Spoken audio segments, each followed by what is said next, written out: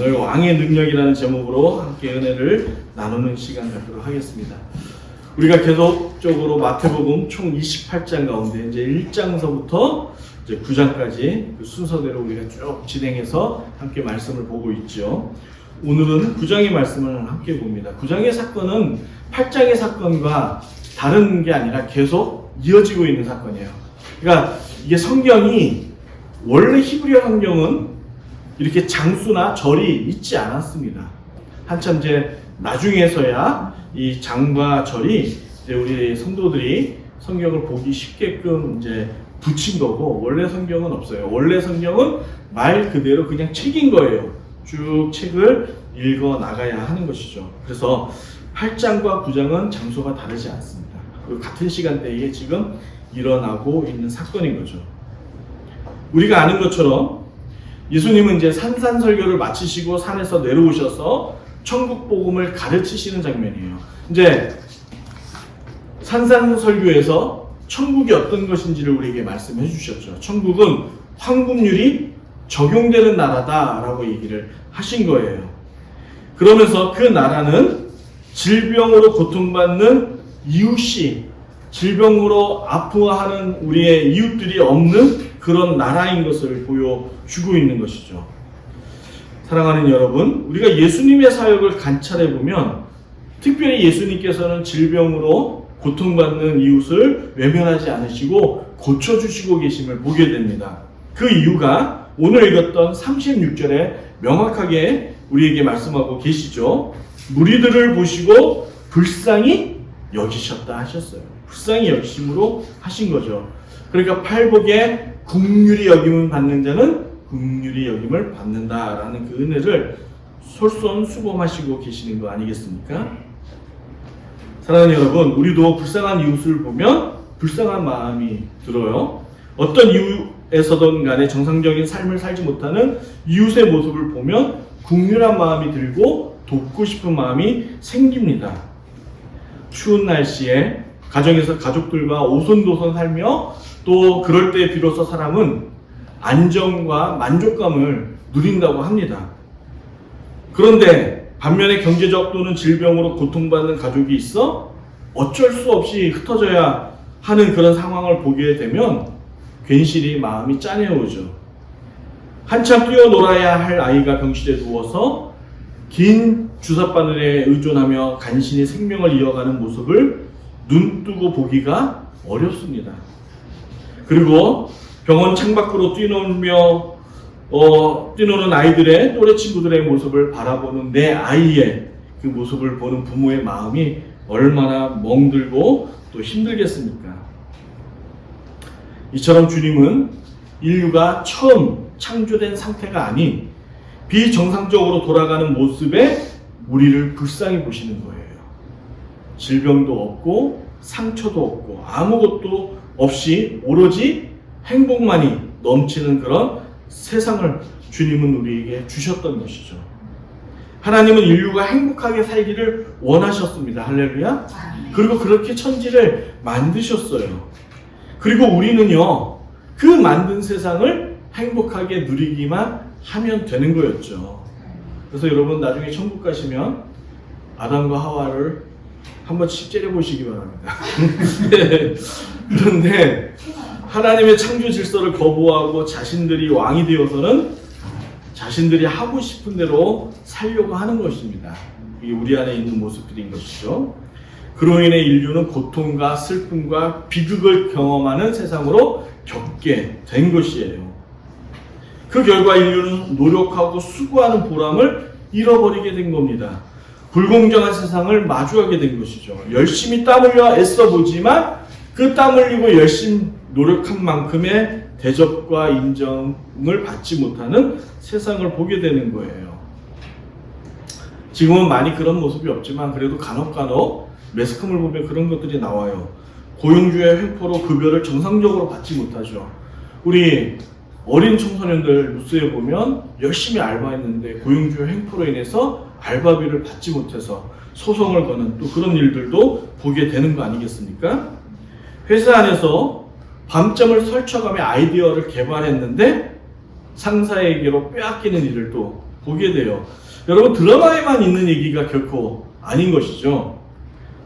또한 사랑의 결실로 아이를 출산했는데 그 아이가 평생 남의 도움을 받으며 살아야 되는 그런 수고를 안고 태어난 거예요. 그리고 그 부모는 평생 죄책감을 갖고 살아야 되는 것이죠. 하나님은 모든 인류가 안정되고 행복한 삶을 유지하며 살도록 균형 잡힌 세상을 우리에게 제공해 주셨어요. 여러분, 우리에게 있어서 없어서 안 되는 거, 생명을 유지하기 위해서 꼭 필요한 것들 있죠? 뭐예요? 공기, 물, 음식, 땅에서 나는 모든 것들은 평생 주님께서 우리에게 무상으로 제공해 주셨어요. 차별 없이 모든 인류가 다 누리도록 한 것이죠. 그런데 인간의 욕심이 빈부격차를 낳은 거고 양극화를 낳은 거 아닙니까? 거기다가 사탄은요, 하나님의 창조 질서를 파괴한 것도 부족해서 여러분과 저에게 무엇이 중요한지, 무엇이 우리에게 가치가 있는 것인지를 왜곡시켰습니다. 그래서 하나님에게 경배해야 될 것들을 세상으로부터 경배하게끔 왜곡시킨 것이죠. 그래서 이상한 것들을 숭배하도록 우리를 속이고 있는 거예요. 금, 환호하죠. 지금 금값 엄청 오르고 있지 않습니까? 여러분, 다이아몬드, 보석류, 명품, 세상의 명예와 권력, 돈 등을 우리 삶의 최고의 가치로 여김을 살게끔 한 거예요. 여러분, 우리도 솔직히 아닌 것 같지만 그러잖아요. 여러분, 우리의 속마음을 우리 안에서는 감출 필요가 없어요. 주님은 다 알고 계세요. 하나님은 우리의 왜곡된 삶에서 우리를 건져내기로 그래서 작정하신 거예요. 이 왜곡된 마음, 왜곡된 가치, 삐뚤어진 이 세계관을 주님께서는 구출해내시기로 작정하시고 계획하며 실천하신 거죠. 그것이 예수 그리스도를 통한 구속사입니다. 그래서 예수님께서 이 땅에 오신 거예요. 비뚤어지고 왜곡되고 잘못된 것들을 바로 고치기 위해서 오신 것이죠. 그래서 우리는요, 구원이라 하면 죄에서 용서받아 지옥에서 천국으로 옮겨진 것만을 구원이라고 생각하며 신앙생활 할 때가 있죠.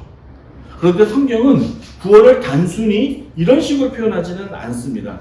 우리가 보는 것처럼 복음서에서 예수님께서 우리에게 구원을 가르치는 걸 보면 결코 구원이라는 것이 단순히 자리가 옮겨진 것만으로 이야기하고 있지 않다는 것을 도전받게 돼요.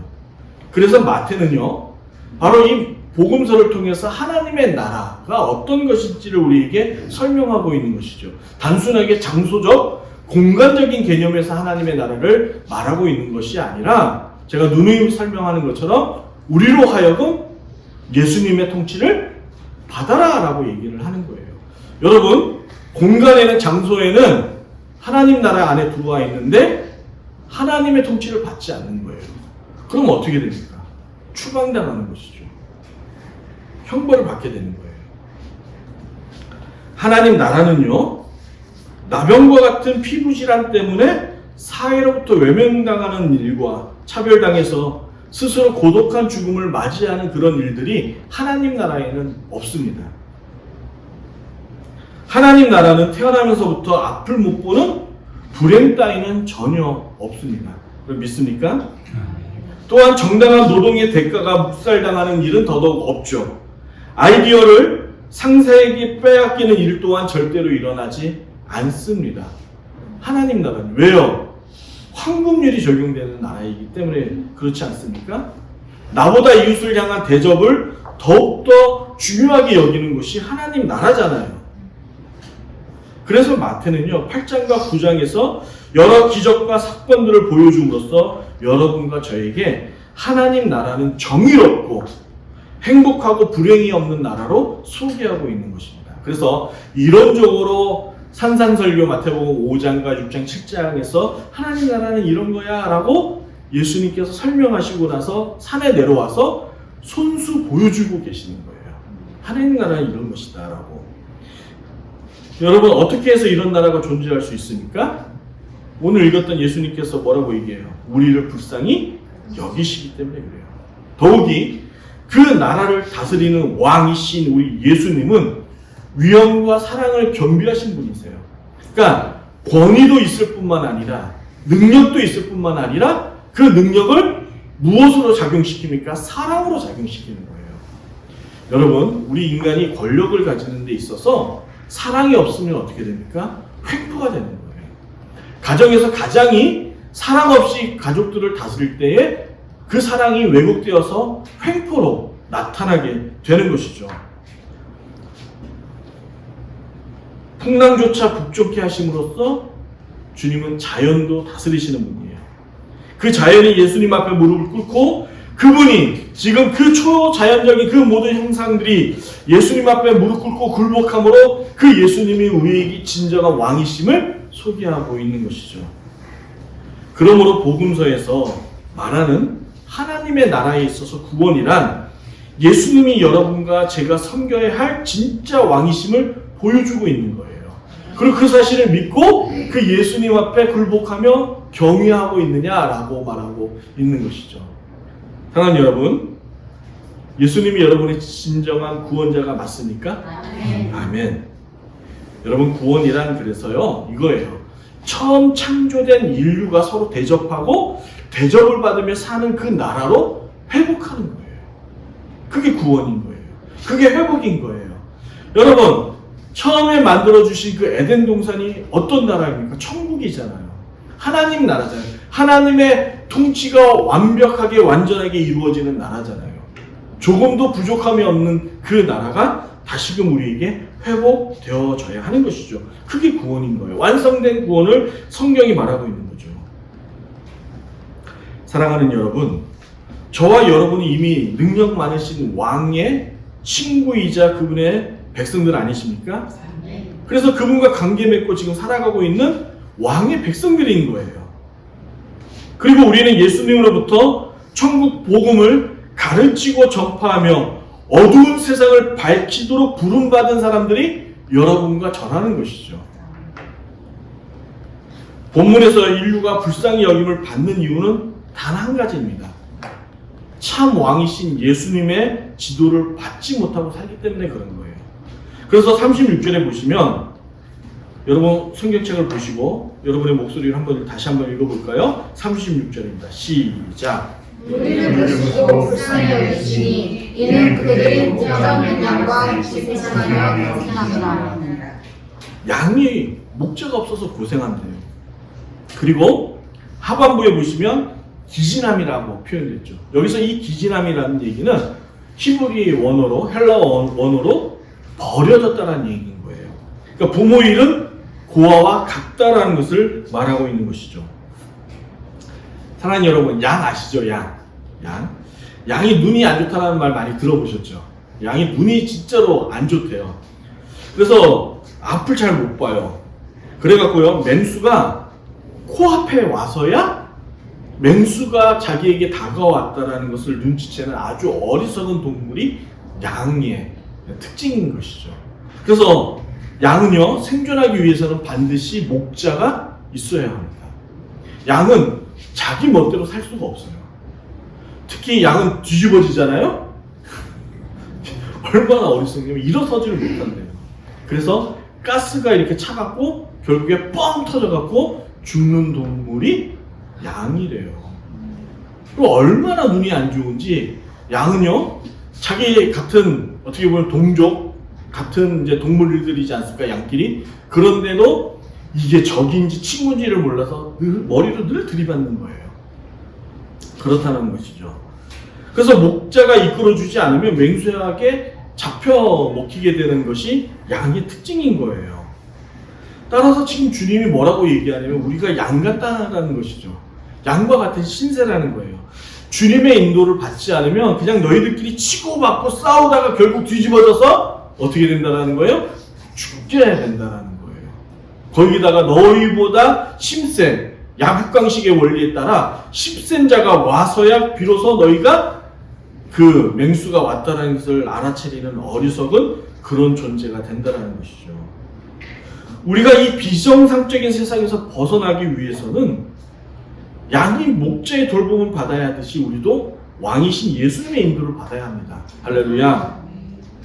사랑하는 여러분, 만약에 온 우주를 통틀어서 우리를 참 인간의 길로 인도할 주실 분이 누구냐고 여러분 소개를 하라고 그러면 여러분 누구를 소개하시겠습니까? 공자요? 맹자요? 아니면 석가모니? 아니죠. 여러분과 저를 참 인간으로 이끌어 주실 유일한 분이 있다면 그것은 오직 예수님밖에 없는 거예요. 사랑하는 여러분, 저는 개인적으로 예수님의 인도를 거부하는 세상은 비정상적일 수밖에 없다고 믿습니다. 왜냐하면 이 세상을 설계하신 분이 삼위 하나님이시기 때문에. 그래서 예수님만큼 우리를 잘 알고 이 세상의 그 원리 원칙을 잘 하시는 분은 아무도 없다라고 생각이 드는 거죠. 그래서 우리를 잘 알고 잘 인도하실 분이 누구라고요? 예수님이신 거예요. 따라서 여러분, 예수님의 지도를 받는 교회가 왜곡되거나 이단적일 수 없다고 저는 확신합니다. 다시요. 예수님의 올바른 지도를 받는 교회는 왜곡되거나 비뚤어지거나 이단적일 수가 없어요. 저는 확신합니다. 왜요? 예수님의 인도를 받는데 어떻게 교회가 무너질 수 있어요? 도저히 납득할 수 없는 얘기인 거죠. 그러면 어떻게 이 같은 일들이 교회에서 일어나고 벌어질 수 있어요? 그 원인은 어디에 있습니까? 답은 한 가지죠. 교회라고 말하면서 예수님을 믿는 공동체라고 얘기하면서 결과적으로 들여다봤더니 예수님의 인도를 거부하고 있기 때문 아닙니까? 이거 말고는 우리가 답할 수 있는 것이 없잖아요. 따라서 하나님 나라를 초등학문의 수준에서 말하거나 가르쳐서는 안 된다는 것을 지금 우리가 복음서를 통해서 배우고 도전받게 되는 것이죠. 복음서에서 가르치는 진정한 하나님 나라를 모르기 때문에 진리가 왜곡되고 망가지는 교회를 보게 되는 거예요. 교회는 천국 복음을 가르치고 선포하는 일에 힘써야 되는 것이 교회죠. 여러분과 저죠. 여러분, 본문에서 35절을 한번 봅시다. 35절, 여러분 다시 한번 35절을 한번 여러분의 목소리로 읽어볼까요? 시작. 모든 것으로 알려주고 단사 그들을 세상에서 하시며 천국 복음을 전하시며 모든 병과 모든 약한 것을 고치시나요. 예. 여러분 화면에 보시면 이 가르치다라는 이 헬라어가 디다스코라는 말로 이렇게 쓰여집니다. 디다스코는 뭐 중요하지 않습니다. 그 뜻을 배우시면 좋아요. 이 디다스코가 무슨 뜻이냐면 배우다라는 뜻을 갖고 있습니다. 그런데 이 디다스코의 어근이 어디냐면 예전에 저기 이명박의 다스가 아니고요. 이 그 다스가 아니고 이 다스에서라는 헬라에서 유래가 됐습니다. 근데 이 다스의 의미가 뭐냐면 아래 보시면 제가 기록해놨죠.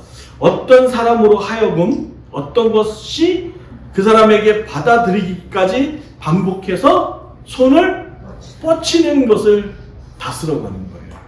그래서 이 다스가 그 어근이 발전이 돼서 디다스코가 된 거죠. 그 디다스코의 뜻이 뭐라고요?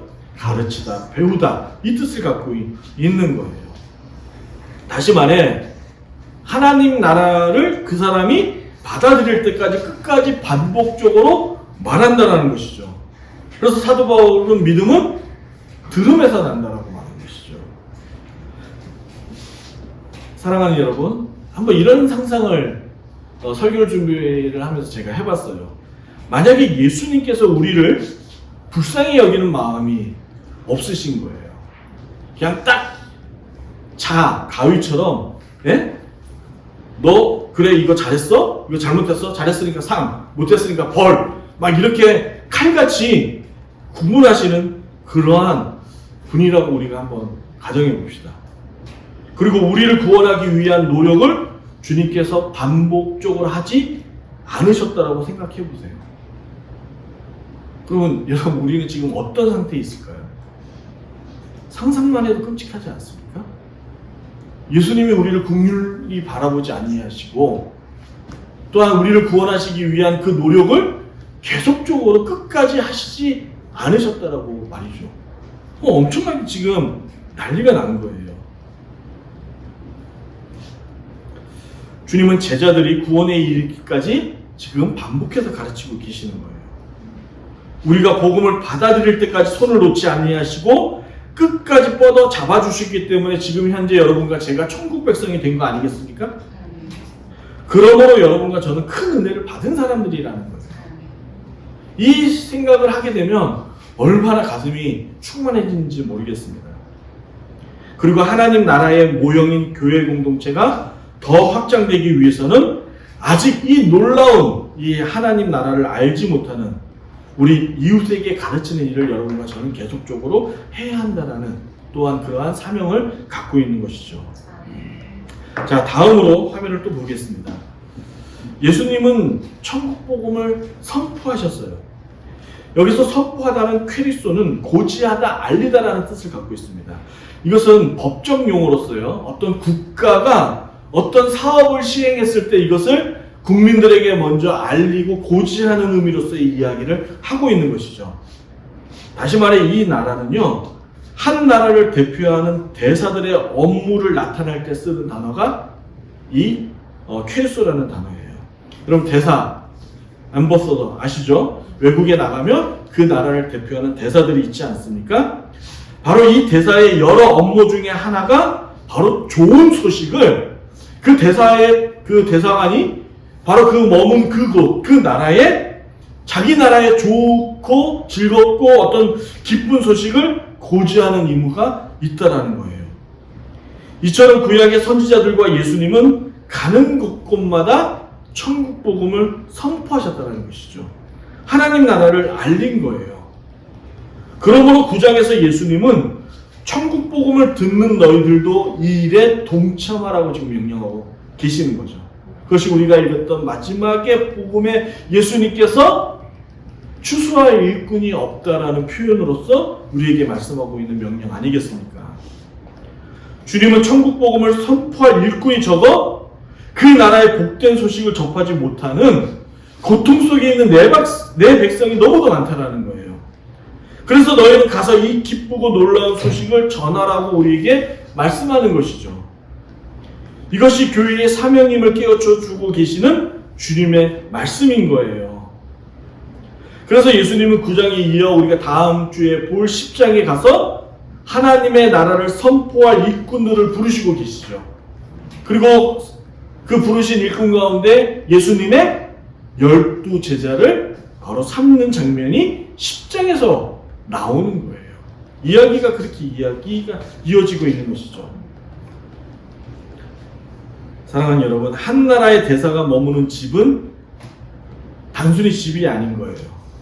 그렇죠. 국가적인 권력과 그 권위가 있는 곳이 대사관이 머문 그곳이죠.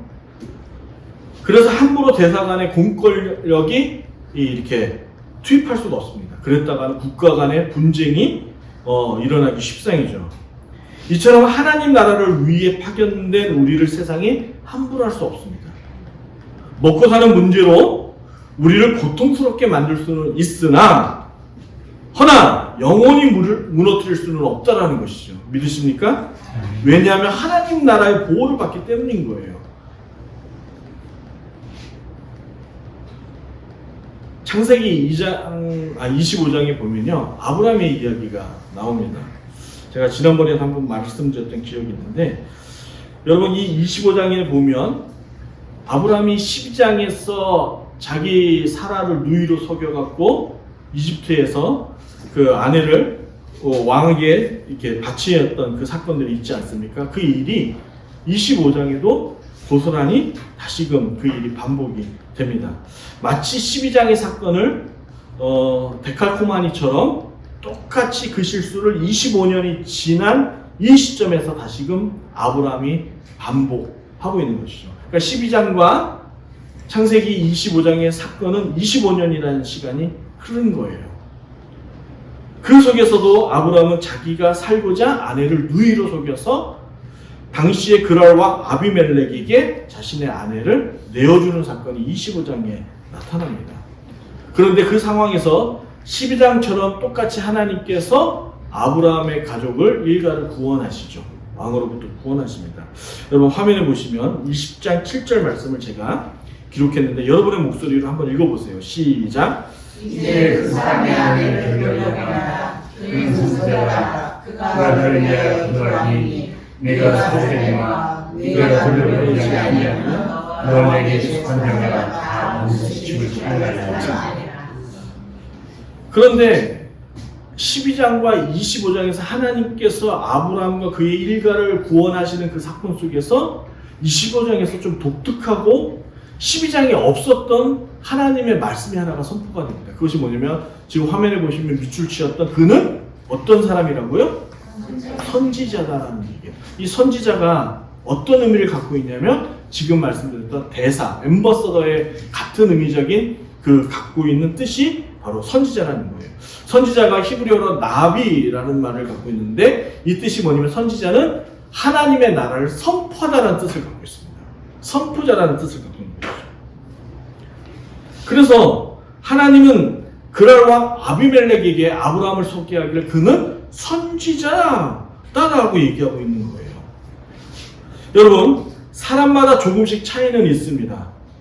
그러나 여러분이나 저나 여전히 아브라함처럼 실수가 많고 어리석은 자이죠. 차이는 있어요.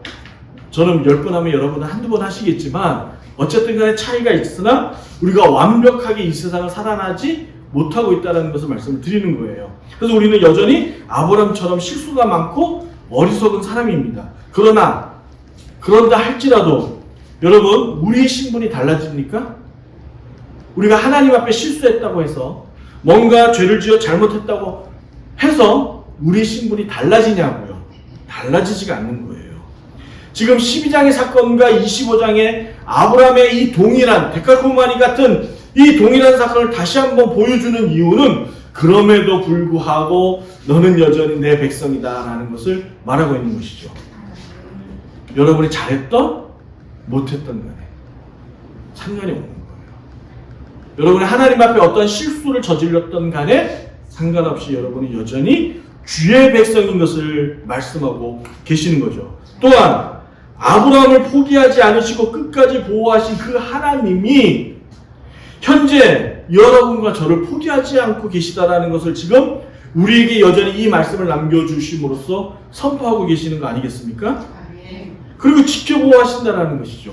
이유는 다 한 가지예요. 단 한 가지라고요. 아브라함을 통하여 그가 내 선지자라고 말씀하셨던 것처럼 여러분과 저를 이 땅에서 비록 불신자들과 함께 더불어 살고 있지만 그들에게 하나님의 나라를 선포한 대사로서 여러분과 저를 부르셨기 때문에 삼으셨기 때문에 하나님은 그 임명과 그 임명장을 갖고 계신 분으로서 우리를 임명하신 분으로서 여전히 우리의 삶을 지키시고 보호하시기 때문 아니겠습니까? 이같이 하나님 나라를 위해 선택받은 일꾼이기 때문에 하나님의 보호를 받게 되는 것이죠. 부모는 자녀가 성적이 좋다 해서 고기 반찬 주고 나쁘다고 해서 고기 반찬 안 주고 그러지 않습니다. 그런 것처럼 여러분, 하나님께서 우리의 잦은 실수 때문에 우리의 어떤 죄성 때문에 하나님께서 우리에게 벌 주시고 그런 분이 아니시라는 거예요. 하나님은 우리를 여전히 사랑하시고 불쌍히 여기심으로 당신의 나라의 일꾼으로서 우리를 훈련시켜 나가고 계신다는 것을 보여주고 계시는 것이죠.